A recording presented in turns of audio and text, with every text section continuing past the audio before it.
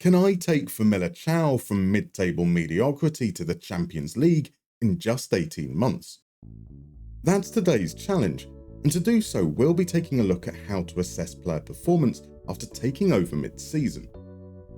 Welcome to the Moneyball Clinic, where I'll be using in-game performance data to analyse the squad, create a simple tactic, and suggest practical transfer targets. First, why Famalicão?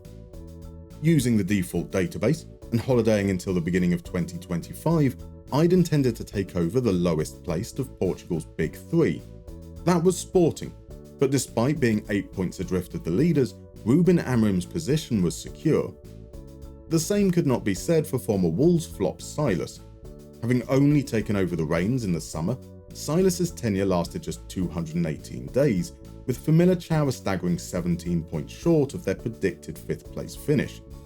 They had cracked the top 4 only 6 months prior, which led to their manager, João Pedro Sousa, being poached by Braga.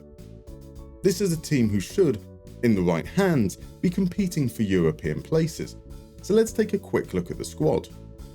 Luiz Jr. is performing a little below expectations, doesn't sweep, and wants to leave for a bigger club. That's a problem for the off-season. He's a plain goalkeeper. Martin Aguirre Gabiria is reasonably creative, but not that dribbly. A supporting wingback instructed to dribble less and stay wider. Riccielli wins his duels and hoofs it forward. We'll have him as a plain central defender to encourage a bit more ball retention. Justin De Haas isn't a great tackler, but is a set-piece threat. Another plain central defender. Macho Catali is super progressive. We'll have him as a supporting fullback, instructed to hold position and cross from deep.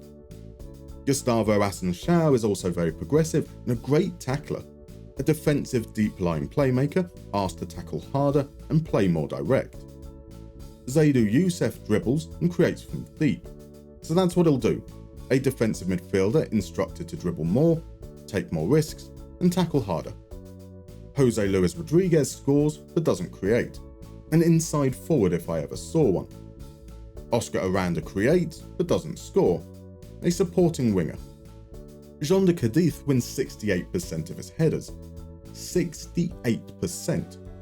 Obviously he's a target forward. Juan Miratalo scores 0.8 goals per 90. Let's use him as a poacher so he can just focus on adding to that tally. That gives us a 4-2-4 that looks something like this.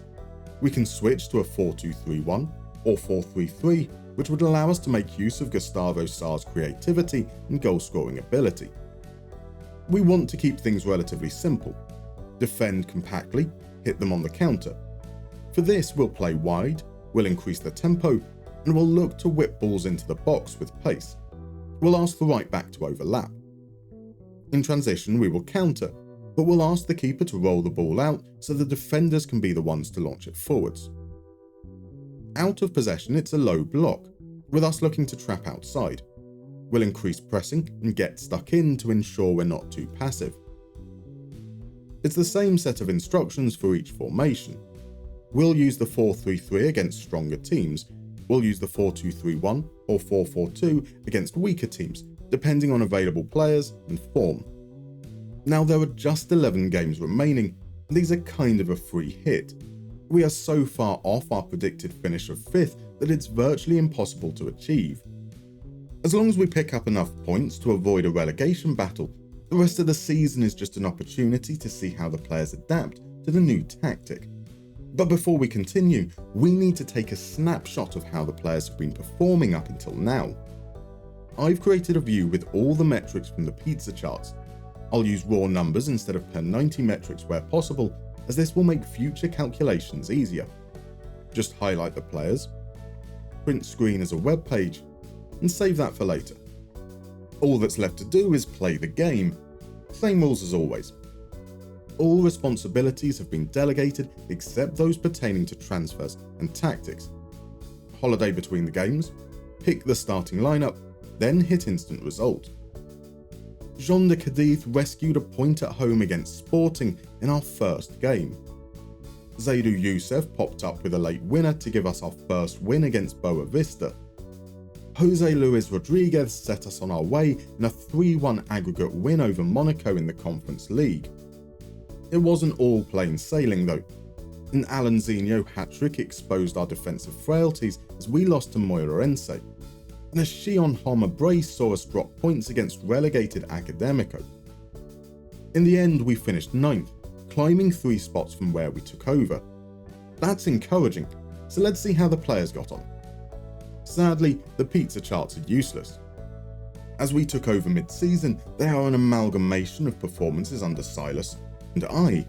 We cannot use them to understand how our players performed exclusively in our system. So we need to, once again, take a snapshot using the view built earlier. We can now paste both those exports into separate tabs of the spreadsheet software of our choice. You may notice that possession won and possession lost are only available as per 90 metrics, so let's convert them to raw numbers. To do this, we need to take the value, divide it by 90, and multiply by the number of minutes played. Then round it to the nearest whole number. We'll do this for both and then copy and paste the new values. You may also notice that saves are not available as a combined metric.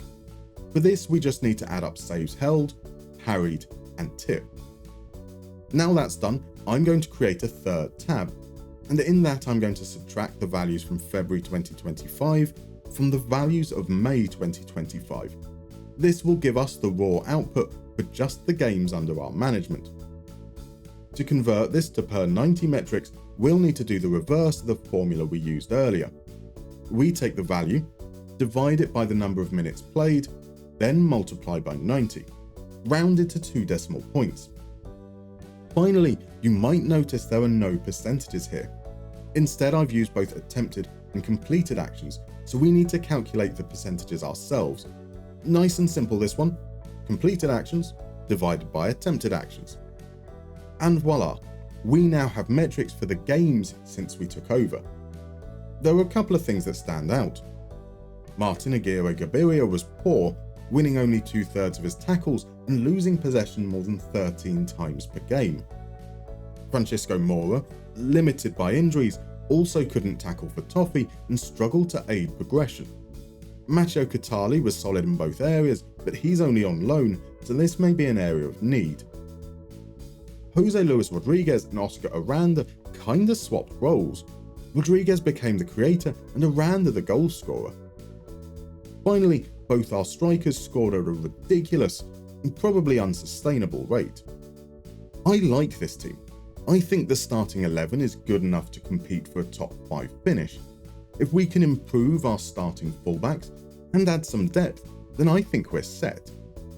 This is how the squad looks, excluding the loan players who'll be returning to their clubs. Straight off the bat, we sold Francisco Moura for €4 million to Hull City. I also mentioned that Lewis Jr. wanted to move to a bigger club, and unfortunately a bigger club wanted to move for him. He joined Tottenham for €7 million. Those weren't the only outgoings. Inaya Mihai was allowed to leave at the end of his contract. Queenie didn't want to wait until his contract expired, he just plain quit. David Tavares was already transfer listed when I joined, and he's mega injury prone, so we were more than happy to let him depart for $115k to Alcocan. Justin De Haas was entering the final year of his contract, and I didn't like his wage demands, so he's joined NEC for €1 million. Finally, Hull wanted to give us more money, about €5 million, specifically for Oscar Aranda. So we actually need quite a few players: a starting goalkeeper, a starting right back, a starting left centre back, 2 left backs, 2 backup defensive midfielders, a backup right winger, and a starting left winger. Ricardo Silva will be our new number 1. He prevents goals and has safe distribution. A 325k release clause for the Liga dos goalkeeper of the season, 1.7k per week. Another second division pickup at right back.